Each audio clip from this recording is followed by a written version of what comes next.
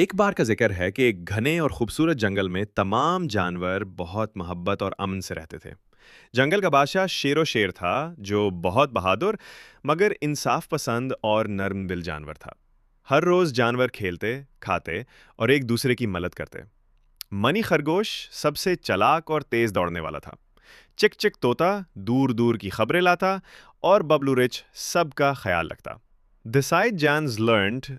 एक रात अचानक बादल गरजने लगे, जमीन कांपने लगी। ये जलजला था। दरख्त गिरते गए, नदी का पानी बहने लगा। कुछ जानवर दरख्तों के नीचे दब गए और रास्ते बंद हो गए। हर तरफ शोर और खौफ फैल गया। शेरो फौरन अपनी गार से निकला और बोला, हमें अपने दोस्तों की मदद करनी है। मगर अकेला शेर क्या करता? काम बहुत ज्यादा था। दोस्ती का इम्तिहान। उसी लम्हे मनी खरगोश आगे बढ़ा और कहा, हम सबको मिलकर काम करना होगा। अगर हम एक टीम बन जाएं तो सबको बचा सकते हैं। चिक चिक तोता आसमान की तरफ उड़ा और बोला, मैं ऊपर से देखकर बताऊंगा कि कौन कहां फंसा है। बबलू रेच बोला, मैं अपनी ताकत से दरख्तों को हटा दूंगा। मनी खरगोश जख्मी जानवरों तक पहुंचने लगा और उन्हें तसल्ली देता। शीरो उन सब की रहनुमाई करता रहा।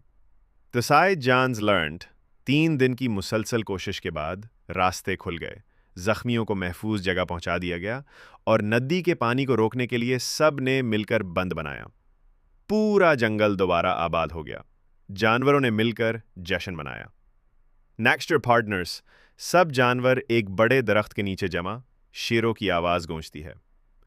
आज मैं समझा कि असल ताकत तख्त या ताज में नहीं, बल्कि दोस्ती, टीम वर्क और दिल के जज्बे में है।